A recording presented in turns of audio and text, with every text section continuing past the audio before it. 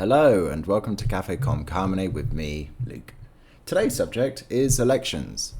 Now, most of you will have been involved in an election, and even if you haven't voted before, because in the day choosing not to vote is still an important part of the election process.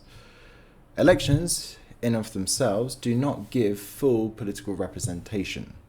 However, their mechanic is one any upstanding state must give to the public to serve legitimately. According to Schumpeter, it is an institutional arrangement.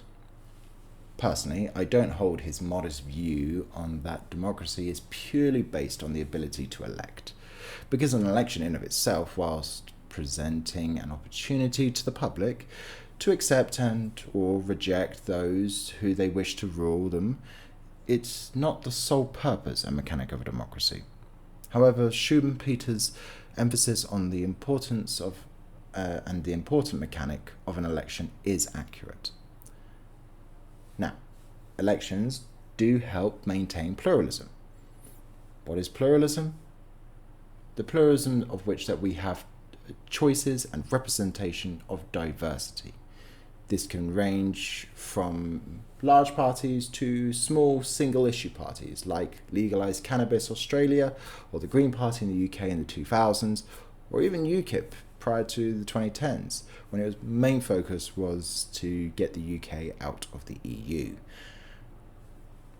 When these parties receive a considerable amount of votes, it can in turn put pressure on the major parties to start looking into the policy and of said party. So, for example, if a party like UKIP and Brexit, it did actually put pressure on the Conservatives. How do we know this? Well, if we have a look at the stats. In the 2010 election, they got 3.1% of the vote. And by 2015, they had 12.6% of the vote.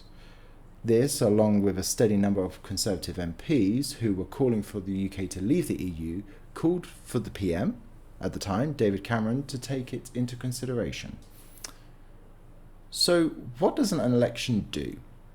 Firstly, they create a recruiting process, and through the mechanic of the political party, serve as a filter to find suitable politicians. Politicians need to possess certain traits to be successful in elections, and they also need to be good at electioneering. Electioneering is a specific term that we use in any study of politics or discussion of politics. It isn't just about being a good personality or maybe being qualified, but the ability to work with the election process. Make sure you're there, you're present, the smile, all those things do add up. Presentable. Certain individuals, like Bill Clinton, could be argued as very good at electioneering. Barack Obama as well, very good at electioneering. Influence the agenda and policy is also an important part of what an election does. The representations make sure that even if your voice is a limited one as a member of the public, you can ensure the government does respond to the voice. Elections put this pressure on every single elected official. Yes, their day-to-day might go unaffected, but they're never too far away from the next election. Also, elections serve as a learning platform. The public gets a scope of material and information on every official, and it is therefore the duty of the elector to find which candidate they find best represents them. This element does have its drawbacks. For example, the information is very subjective with what you get. Where do you get said information? If access to it, like it's entirely online, is a problem for you, then yes, you're going to have less information when it comes to the voting day than someone who has a very good internet connection.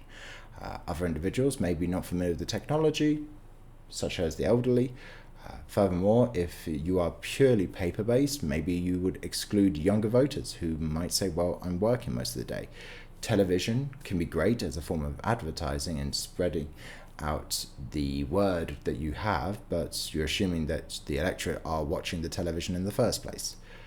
Put it on a social media platform, you have to hope the individual has got an account on that platform and sees it to begin with. So, again, information isn't just about having said information, but how you transpose it and give it out to the public, how you actually communicate that message.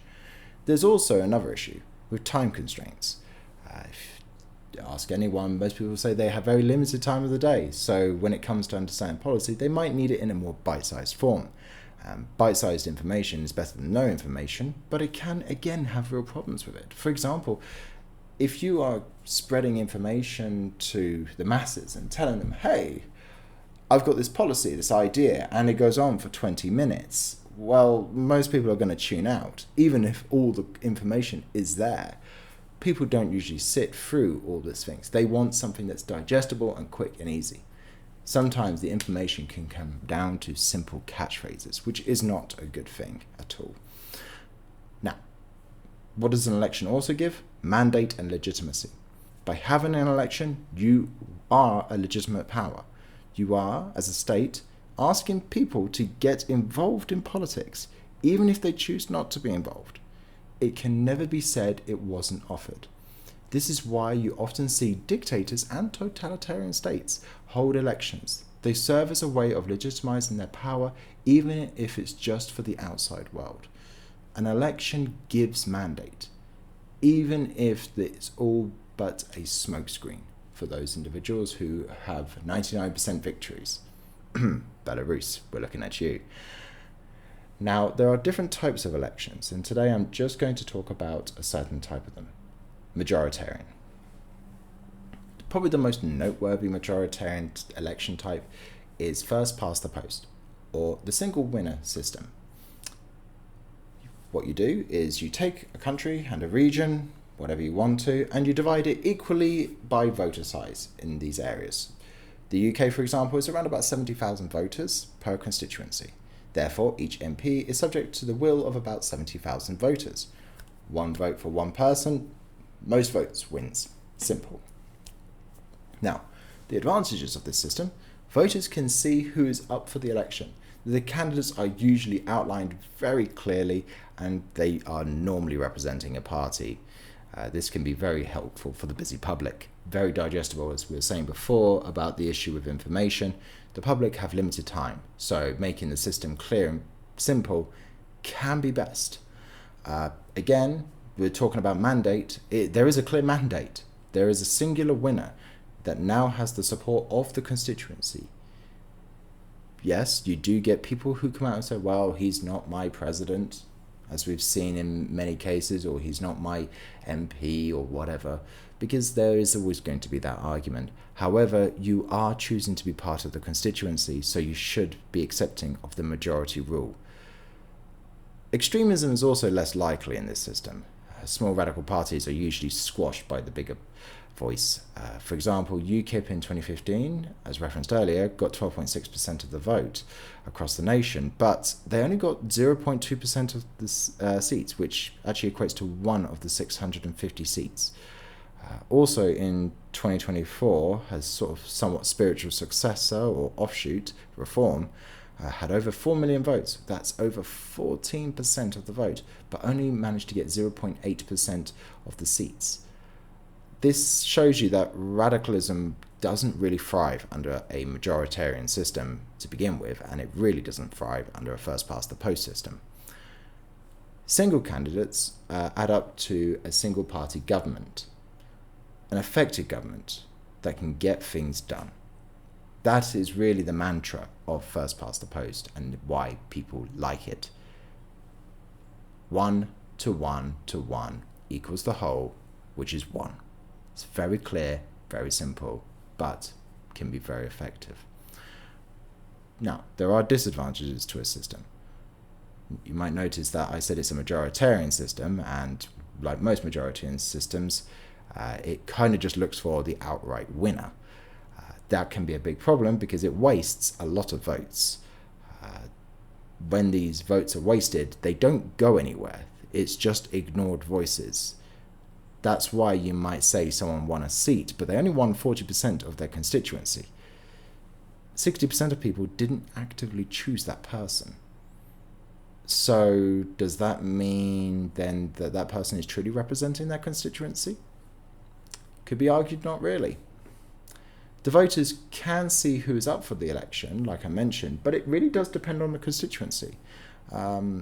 Is there actual party representation? Is there a voice for you?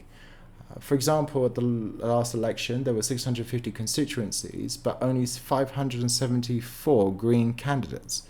If you were someone that was in that 76 seats that didn't, or constituencies rather, that didn't have a Green candidate, then you're pot out of luck. You have to find someone else who's an alternative.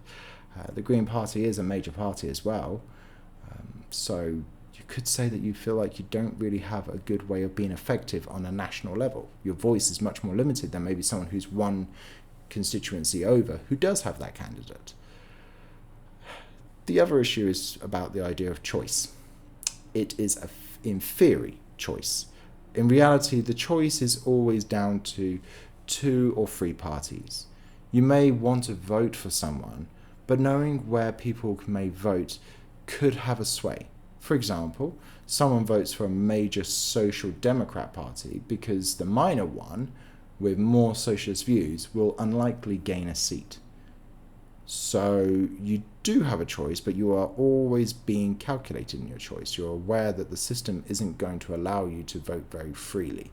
Plurality or relative majority means a party wins a seat, but it doesn't mean it got 50% or more of the vote. Let's take the 2019 general election in the UK versus 2024. In 2019, the Conservatives got 43.6% of the vote, but they got 56.2% of the seats, meaning the PM can make laws virtually unchallenged because he has a full majority rule. Or they had a full majority rule, because we did also have to deal with that period with Liz Truss. Joy. There is a bit of an issue with that already, you can see, because someone didn't get the majority of people voting for them, but they did have the majority of seats. Labour in that election actually did reflect in 2019 quite on balance, 32.1% of the vote against 31.1% of the seats. Lib Dems, however, who got 11.6% of the vote, only got 1.7% of the seats. And then if we look at 2024, however, the Conservatives got 23.7% of the vote and 18.6% of the seats, not too far off. Labour, however, got 33.7% of the vote, which is important to remember because last time they had got 32.1% of the vote, meaning they hadn't even gained 2% more votes, and yet they have now 63.2% of the seats. So in the previous election, the Conservatives had 43% of the votes and didn't have as strong a majority. You can see a problem with this here, that the will of the people is not really being reflected. But also at the same time, it shows you how this system works, that you can have a third of the votes, but almost have 2/3 of the seats. Lib Dems at that election got 12.2% of the vote, which is just about 0.5% more votes, and they got 11.1% of the seats. Again, this might show you that they were more strategic this time. They learned their lesson from 2019 and decided to focus on getting seats rather than just overall votes. The Reforms and Greens are actually probably the most interesting at the last election, though. Reform got 14.3% of the vote, Greens got 6.4% of the vote, but both parties got less than 1% of the seats. If you combine it, that's 20.7% of the votes, and they only got 2% of seats combined, if that, not even that. It's ridiculously low. But this does show us that extremism is not going to happen so easily, and a widespread but thin voice is not effective under this system. Moreover, and this is an important thing to remember, is that whilst I am saying that radicalism and extremism is unlikely, it can still happen if there is a major shift in an election. It isn't a foregone conclusion, and it is not impossible to rule out. Moving over now from fast past the post to the next system that I want to talk about today, second ballot. It is the same situation as first past the post, but this time you must get over 50% of the vote. If not, a second run-off ballot is held. Now, this is most commonly seen in the French and Brazilian elections for their respective presidents. The advantages are quite obvious. Voters may feel more inclined to vote honestly for a candidate they likely, or at least initially, want to go for. So, you might say, oh, I want to go for this person. Let's see how they do. Candidates are mindful of their appeal. It's still a majority win. Therefore, they need to ensure they are broadly liked and not appealing just to a small crowd. I think a good example of this would be Haddad in 2018 for the Brazilian presidential election. There is an issue there where he did have a very niche appeal. It was a strong one, but it wasn't broad enough, not for something that PT really needed in that election. I would also say, though, he was contending with Operation Car Wash or Lava di Jato, because that was a big problem at the election as well. He was really already on the back leg without having done a day of campaigning, and his name was very heavily associated with the previous administration that was covered and swamped in scandal. Despite concerns of second ballot also yielding weaker results than first past the post, in reality it is just theoretical. No good examples can truly be associated with the electoral system alone. For example, some people point to the 1997 to 2002 period in France with Chirac, where he was pretty much weakened by a opposite legislature. This was more down to Jacques calling a snap election and also Jospin winning the legislature because of his popularity. He was a popular figure. So I would say that usually when you look at these instances, there is examples of where second ballot, maybe in the cultural situation, it looks like that it yields a weaker result, but you have to actually look at the case study of what is happening at the time in that said place. Furthermore, if you look at Brazil's presidential and legislature really does yield wildly different results, and you could say this is actually a function of balance of power. It's not really a fault of the election system itself. Some of the disadvantages of second ballot voting can be the proportion and distortion. Third parties are the biggest losers in this situation. They are either used for tactical reasons to hurt one of the major parties, or they are a genuine option who just misses out. A good example of this is Jospin in 2002, who was running for presidency against Le Pen and Chirac. Jospin only got 16.18% of the vote, Chirac got 19.88%, and Le Pen got 16.86% of the vote in the first round. That tells you that Le Pen, who is only 0.7% more popular than Jospin, gets to go through to the next round, and Jospin doesn't. So you had a rather conservative Chirac and a very, very conservative Le Pen as the next round. Is that really representative of what the people wanted? Not really.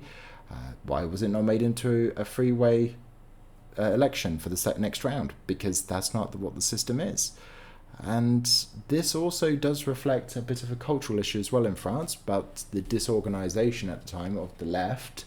And if they had got a bit more behind Jospin, he might have easily got into the second round, if not have pushed past Stephen Chirac's 19.88% of the vote. It does maybe reflect as well that there is a strong division when no candidate gets above 20% of the votes. This is also, just to sort of expand on this, a clear marking of and marker and failing of the PCF. This was the French Communist Party, who had for the previous 15-20 years been slowly losing a consolidated power to fragmented left idealists and other associations, and as a result it came to a head in 2002. If you look at Jospin prior to this, in the late 90s, he had been wildly successful. Now he is barely able to get himself onto the second round for presidency. There is the other issue that the FN, National Front, had managed to take hold in France. The right had become much more organised. Again, going back to that argument that sometimes the system is more subjective to the goings on of the world than the actual mechanics of the system. French legislature has a 12.5% cutoff as well, I should add to that. So you could get 12.4% of the votes in the French election in the legislature, but actually you have no say in the second round system. So many smaller parties anyway just don't get anywhere, which again, if you are a country which has many parties, you will have a very unclear and maybe not very reflective election period. There are other election styles as well under the majoritarian system, including alternative voting and supplementary voting. These are noteworthy systems too, primarily focused on listing candidates like in Australia or in the UK mayoral elections. For Australia, by the way, that's the Australian legislature or the House of Representatives over there. The system is perhaps even fairer and candidates can be clearer about what they stand for. But again, it doesn't really yield proportional results, far off what first past the post does. And in some cases, the winner is everybody's second choice. Because everyone's listed, you are maybe the second choice. And because you're the second choice, but you're everyone's second choice, you win. Therefore, you can say that very few people might get what they truly want. So, I must say, this has been Majoritarians and a little bit of an introduction in elections. I hope you've enjoyed listening to this. Join me next time where I'll talk about proportional elections. Thank you for listening. I hope you have enjoyed today's episode. If you have any questions, please feel free to ask me in whatever and however way you can or want to reach out to me. I might even answer some questions at the beginning of the next episode. Until next time, have a great day.